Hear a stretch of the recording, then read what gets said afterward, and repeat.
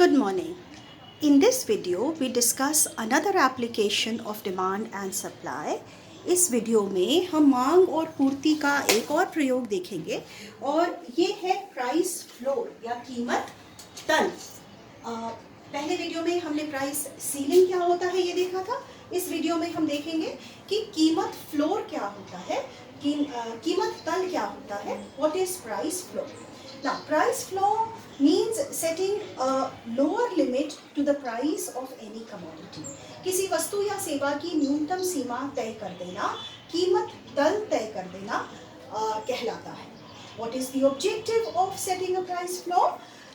कीमत कम होने से उत्पादकों को कोई नुकसान न हो, इसी उद्देश्य से कीमत तल तय किए जाते हैं।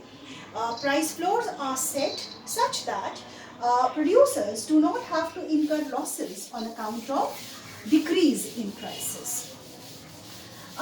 Where is it important? Mostly in the case of agriculture, when there is a bumper harvest, the supply increases. Now, if the supply increases, what will happen to the equilibrium price? The equilibrium price will come down. And मुख्य रूप से कृषि में क्या होता है, अगर बहुत अच्छी फसल होती है तो कीमत कम हो जाती है और कीमत कम होने से क्या होगा, किसानों को हानि होगी। तो किसानों को हानि न हो इस वजह से सरकारें अक्सर समर्थन मूल्य तय करती हैं, सपोर्ट प्राइसेस तय करती हैं। So these prices are actually price floors. तो first let us see when is price floor effective. कीमत तल प्रभावपूर्ण कब होता है? When is price floor effective? कीमत तल प्रभावपूर्ण कब होता है? प्रभावपूर्ण कब होता है? इसके लिए we go back to the basic demand and supply equilibrium. For this we consider the basic demand and supply equilibrium.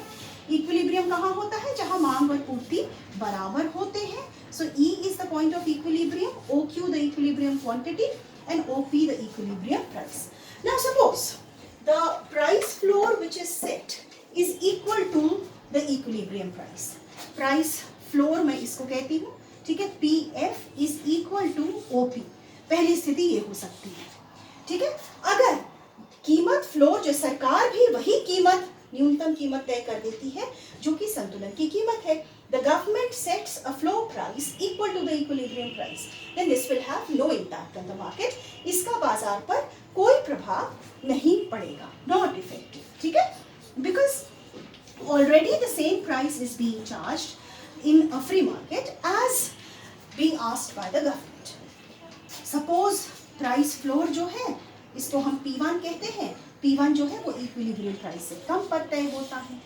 P1 is less than OP। Price floor जो है वो न्यूनतम कीमत OP से कम पर तय होती है, संतुलन से कम पर तय होती है। तब क्या होगा? तब आप देखिए, पहले ही बाजार में जो कीमत दी जा रही है वो न्यूनतम कीमत से अधिक है।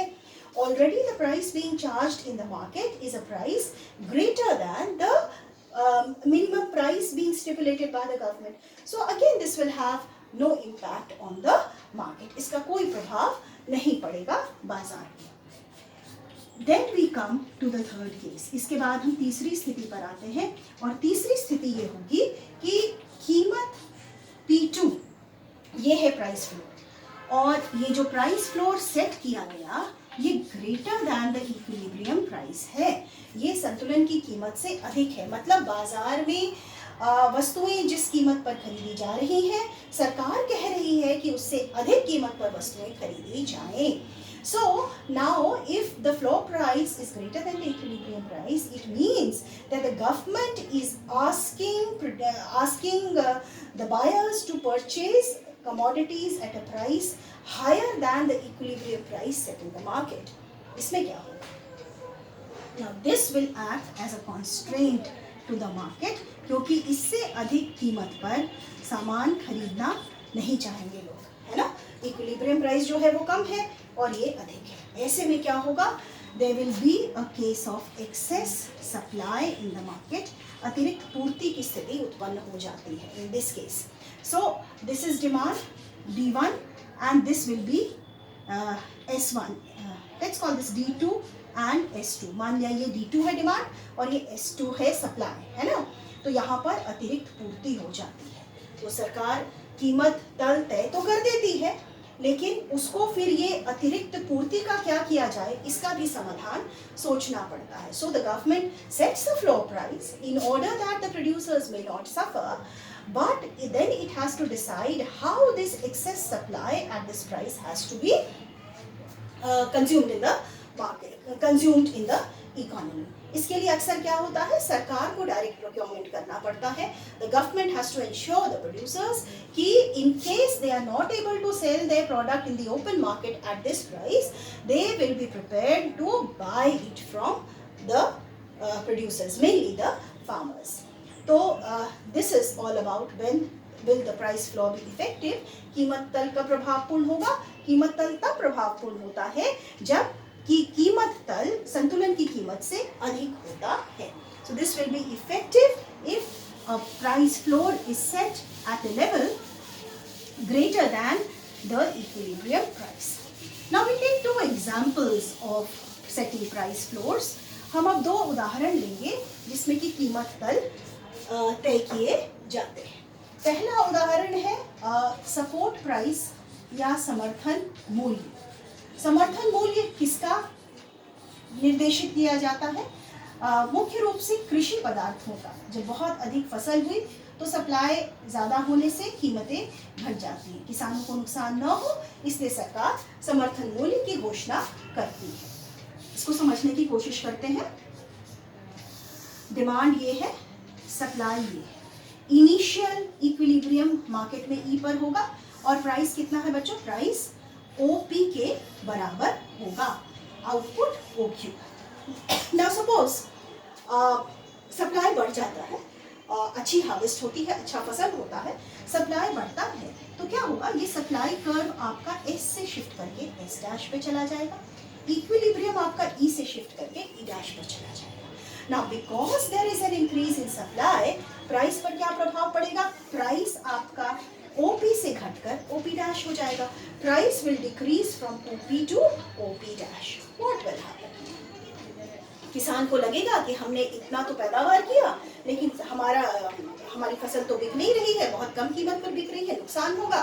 तो नेक्स्ट राउंड में क्या करेंगे? वो उस फसल का उत्पादन कम कर देंगे, जो कि कृषि के लिए या पूरी अर्थव्यवस्था के लिए बिल्कुल भी अच्छी बात नहीं होगी. तो सरकार क्या करेगी? ऐसे में कोई समर्थन मूल्य तय कर देती है, घोषणा करेगी एक कीमत तल की, सपोर्ट प्राइस की. सपोज ये प्राइस P1 के बराबर है. क्लियर? अब सरकार ने ये कीमत तल समर्थन मूल्य की घोषणा कर दी. अब इस घोषणा पर क्या होगा?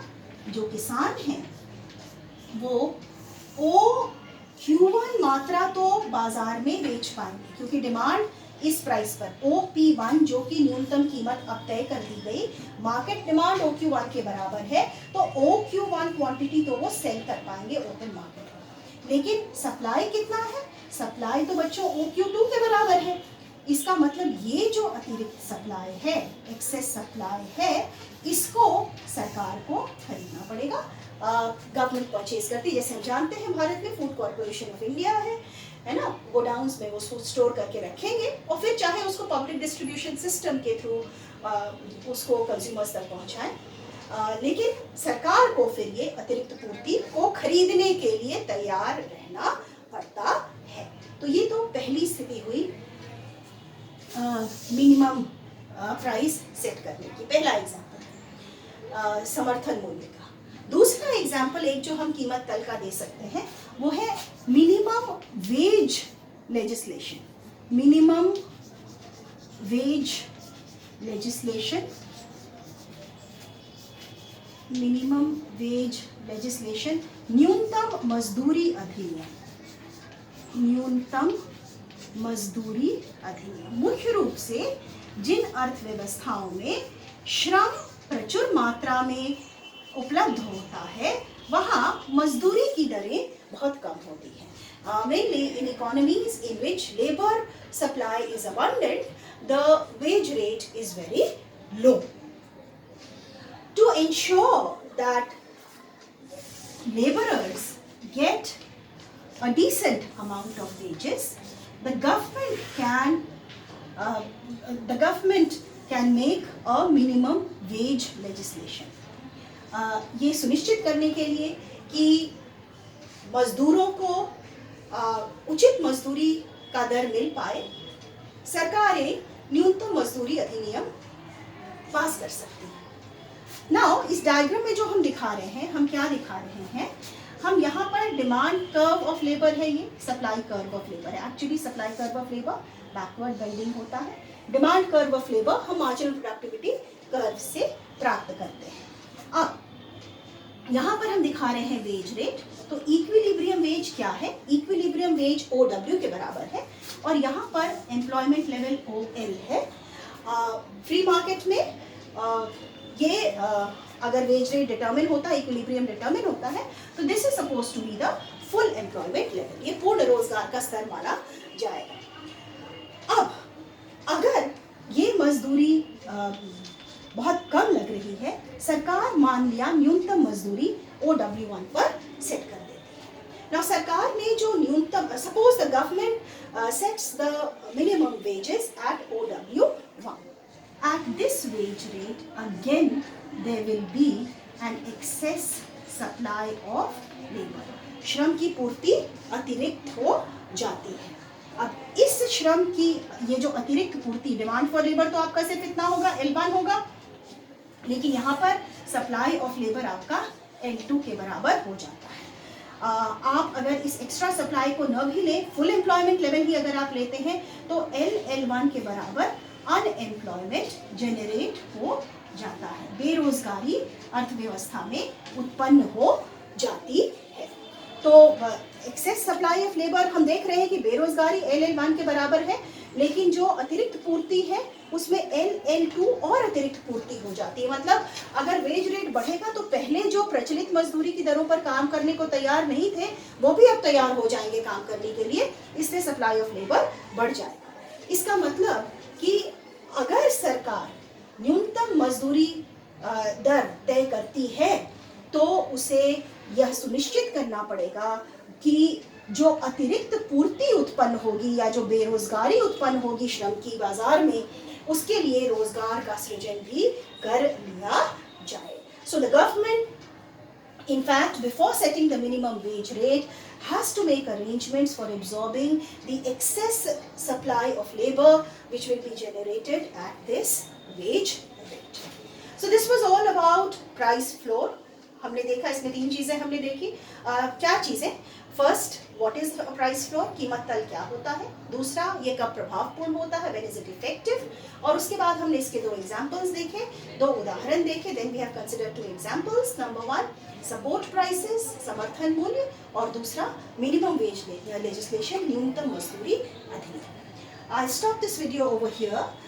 ये वीडियो यहीं पर खत्म होता है। अगले वीडियो में हम कंज्यूमर सरप्लस और प्रोड्यूसर सरप्लस को समझेंगे। In the next video, we will try to understand the concepts of consumer surplus and producers surplus. Thank you.